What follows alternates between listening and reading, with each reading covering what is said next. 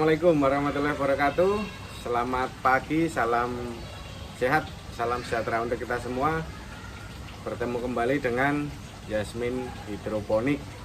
Kesempatan yang baik ini dengan masih menggunakan pakaian dinas, saya berharap teman-teman tidak salah paham. Bukan berarti kita meninggalkan dinas ya.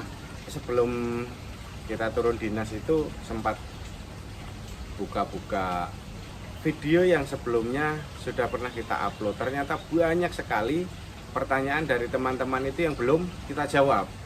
Nah, pada kesempatan yang baik ini nanti kita akan membantu sedikit ya. Ini berdasarkan pengalaman pribadi dari Yasmin Hidroponik, bukan berdasarkan teori, bukan berdasarkan buku panduan ataupun dari pengalaman orang lain. Ini nanti sifatnya kompilasi pertanyaan dari teman-teman itu, ada yang seputar instalasi, ada yang seputar persemaian, perawatan, bahkan hingga sampai ke pemasarannya. Kita akan buatkan question and answer. Nah, jadi tanya jawab lah. Namun nanti kita akan sertakan juga materi videonya secara singkat, tidak hover-hover, kalau bahasa kita hover-hover. Jadi tidak ada yang semu. Ini nanti kita langsung berikan gambaran dari kebun Yasmin Hidroponik. Ikuti terus video ini sampai habis. Nah, kita langsung ke pertanyaan pertama nih dari Bang Fatan. Assalamualaikum Min, itu pipa yang dipakai merek apa? Kulihat merek Rujika itu mahal banget, bisa 100.000 per batang. Nah, untuk teman-teman yang ingin memulai, sebaiknya memang sangat penting sekali ya untuk mengetahui informasi-informasi yang mendasar terkait instalasi, termasuk pipa. Pipa yang digunakan itu sebaiknya yang seperti apa? Bagi teman-teman pemula tidak perlu dengan pipa yang bermerek terlebih dahulu ya. Yang terjangkau saja. Seperti Yasmin Hidroponik, pipa yang digunakan adalah pipa yang cukup murah, yaitu tipe atau Master D. Nah, seperti kita ketahui, tipe D ini memiliki ketebalan yang berbeda dengan merek Rujika pastinya. Nah, oleh sebab itu, harganya pun itu juga cukup signifikan. Kalau pipa Master D itu memiliki ketebalan hanya kurang lebih 1,3 mm. Kalau Rujika itu memiliki ketebalan 4,1 mm. Berarti dari ketebalan dan masa pakai itu sudah kelihatan. Pasti akan lebih awet Rujika dibandingkan dengan Master D. Kembali lagi ke tema hidroponik, apabila teman-teman ingin memulai, ingin belajar berhidroponik, kita sarankan menggunakan pipa Master D. Harganya cukup terjangkau dan sudah cukup bisa kita pakai untuk bertahun-tahun juga. Seperti Yasmin Hidroponik sendiri kurang lebih sudah 4 tahun menggunakan pipa Master D ini, dan alhamdulillah masih belum menemukan kendala yang berarti, yang pecah, yang retak, bengkok. Sampai sejauh ini alhamdulillah belum ada. Dan harganya sendiri, kalau ditanyakan Bang Fatan tadi, Rujika itu sampai 100.000 per batang. Untuk pipa Master D bisa lebih irit 40, bahkan mungkin sampai 50% dari harga merek Rujika. Siapa tahu bisa jadi acuan, bisa jadi referensi teman-teman semua untuk memulai hidroponik agar tidak ragu-ragu dengan biaya pipa yang cukup tinggi. Itu saya kira dari pertanyaan Bang Fatan, mudah-mudahan bisa terjawab dan mewakili pertanyaan teman-teman yang lain yang ingin memulai hidroponik. Pertanyaan kedua ini dari Bang Willy.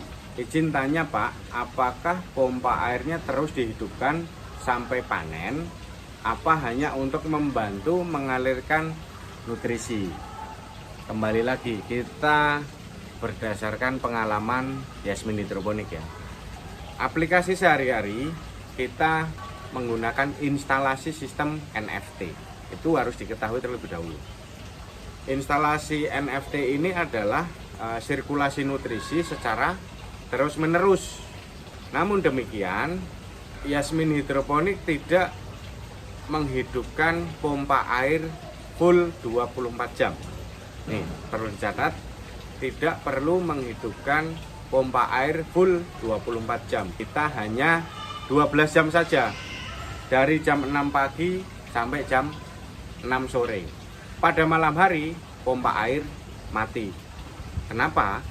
Alasannya adalah di saat malam hari, tanaman itu tidak akan berfotosintesis dengan optimal. Jadi logikanya kita, daripada kita membuang biaya untuk listrik 12 jam, lebih baik kita matikan. Dan alhamdulillah sampai dengan sejauh ini tidak ada kendala yang berarti dari penerapan aliran nutrisi dari jam 6 pagi sampai jam 6 sore. Artinya hidup pada saat siang hari dan mati pada saat malam hari. Kita ke pertanyaan ketiga ini terkait perawatan dari Bang Dedi Febri. Usia kangkung masih kecil, pakai berapa ppm? Untuk nutrisinya pakai apa? Nah, kita langsung jawab ya Bang Dedi. Untuk usia kangkung yang masih kecil itu, apabila masih di media persemaian, belum perlu menggunakan nutrisi. Kapan nutrisi itu bisa diberikan? Pada saat hari ke-8 atau sudah pindah ke modul instalasinya. ppm yang digunakan dari kecil sampai dengan panen 1200 ppm, maksimal 1400 ppm. Pertanyaan dari Bang Dedi yang kedua ini cukup menarik ya, cukup penting karena itu menjadi kunci dari keberhasilan kita dalam menanam sayuran dengan metode hidroponik. Ini pertanyaannya, untuk nutrisinya pakai apa? Nah, Yasmin hidroponik sendiri sudah banyak memiliki pengalaman terkait nutrisi dengan pembelian baik secara online, bisa langsung ke toko pertanian. Hasilnya itu berbeda-beda, tidak bisa kita jadikan patokan. Sampai akhirnya Yasmin hidroponik memutuskan untuk mencoba eksperimen dengan meracik nutrisi AB mix secara mandiri. Nah, dengan bahan-bahan yang cukup sederhana hingga akhirnya kita menemukan ramuan atau racikan yang tepat untuk budidaya sayuran hidroponik.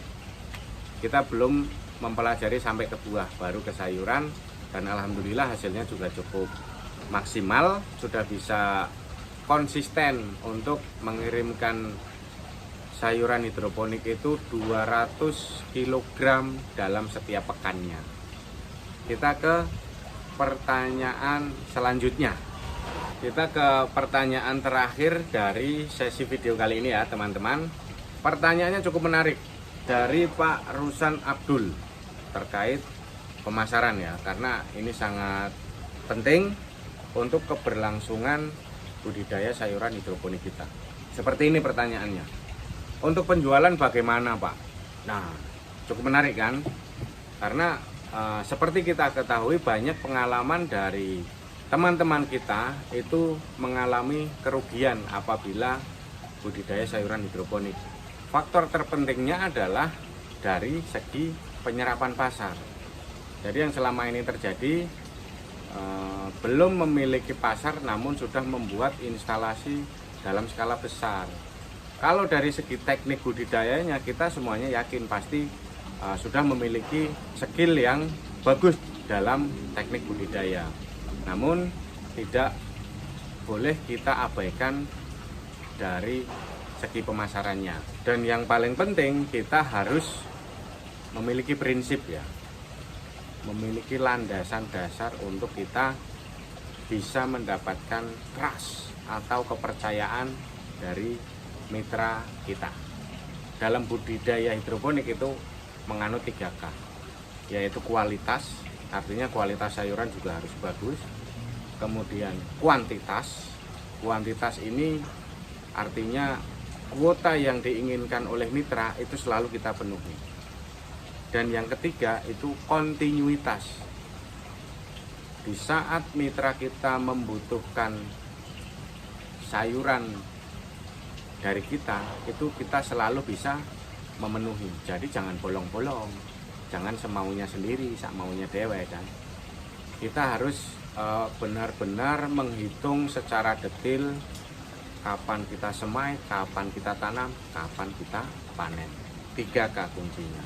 Sehingga kita terus bisa mendapatkan kepercayaan dari mitra pemasaran kita. Yasmin Hidroponik alhamdulillah sudah berjalan 4 tahun bermitra dengan PT Hydrofarm Indonesia.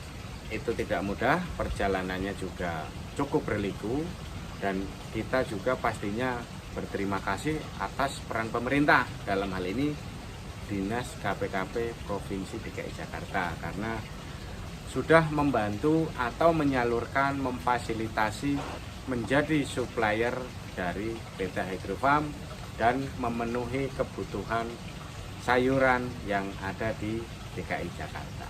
4 pertanyaan sudah kita bantu jawab, semoga bermanfaat, menambah semangat dalam kita memulai budidaya sayuran hidroponik. Apabila ada salah kata, kami mohon maaf yang sebesar-besarnya. Ini tidak menggurui, tapi kita berbagi pengalaman dari kebun Yasmin Hidroponik. Terima kasih. Wassalamualaikum warahmatullahi wabarakatuh.